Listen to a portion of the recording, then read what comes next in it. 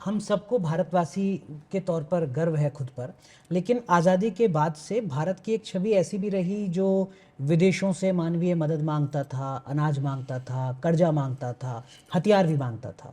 बीते कुछ सालों में वो तस्वीर अब बदली है। अब हम बाकी देशों को मानवीय मदद कर रहे हैं। डिफेंस एक्सपोर्ट में हमने रिकॉर्ड बना रहे हैं। कोरोना संकट में हमने देखा कि कैसे हमने दुनिया के बहुत देशों की मदद की। ये छवि बदलना भी कितना ज़रूरी था। एक नेता के लिए होता है कि अपने देश में सब कुछ ठीक रहे, विदेशों को लेकर जो ये नजरिया। ऐसा है, छवि बदलने के लिए मैं देश नहीं चलाता हूँ।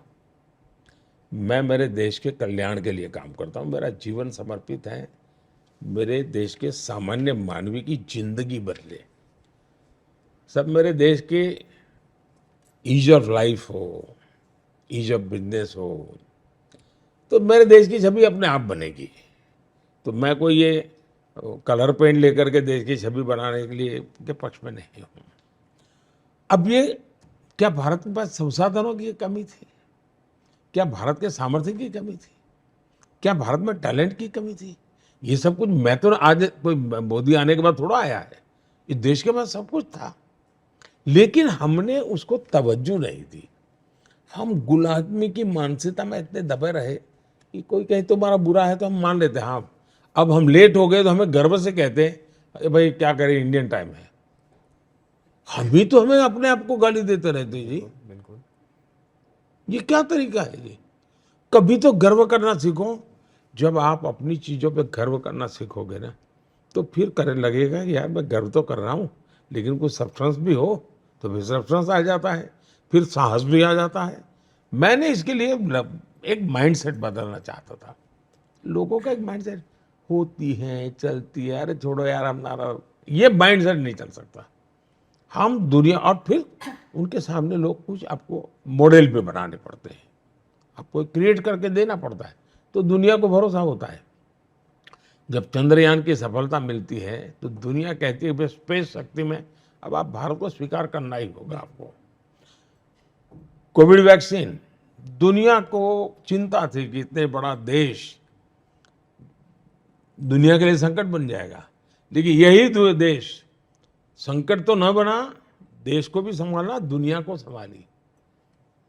दुनिया को दवाइयाँ चाहिए, दुनिया को वैक्सीन चाहिए, और आज दुनिया के कई देशों से आप जाएंगे, जैसे कि हम इंडिया का, ओ थैंक यू आपने वैक्सीन दिया था, हर भारतीय को लोग थैंक कहते हैं जी। प्रधानमंत्री को थैंक कहते हैं, हर हिंदुस्तानी को थैंक्स कहते हैं, और वो पब्लिकली एक्नॉलेज करते हैं जी। तो ये भारत के लिए मेरे गर्व की बात है। मतलब है भारत के सामर्थ्य है। अब देखिए दूसरा, आप आत्मनिर्भर भारत की मजाक उड़ाएंगे, क्या लॉजिक है जी? क्या कोई अमेरिका वाले इतनी ऊंचाई पर होने के बाद भी बड़े गर्व से कहते हैं हो कि भाई be American buy American. Yes. तो मुझे आत्मनिर्भर भारत कहने में संकोच क्यों होना चाहिए? मैं वोकल फॉर लोकल की बात क्यों ना करूं?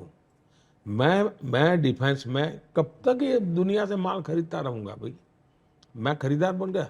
आज भी मेरे देश का दो तीन चीजें हैं जैसे जो मैं आने वाले 5 साल में मैं ज्यादा मेहनत करना चाहता हूं। जैसे हमारा, हम वैसे तो एग्रीकल्चर कंट्री है, कृषि प्रधान देश है, लेकिन कृषि प्रधान देश होने के बाद भी करीब करीब 1 लाख करोड़ रुपया खाने का तेल हम बाहर से लाते हैं।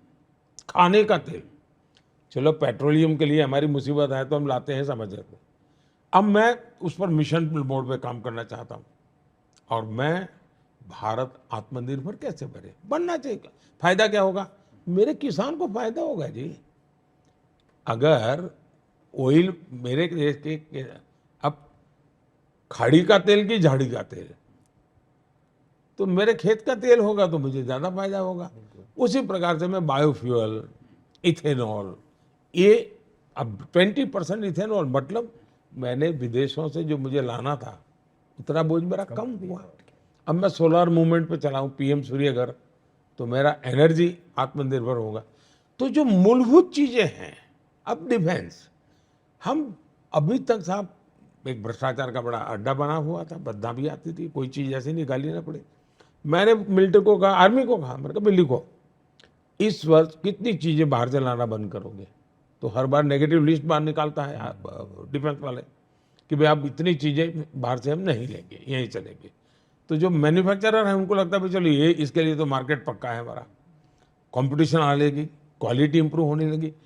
1 लाख करोड़ रुपया का माल मेरे देश में बना और करीब 21,000 करोड़ डिफेंस प्रोडक्ट एक्सपोर्ट होने लगे। तो भारत का दुनिया भर के अंदर एक नई छवि बनी है जी।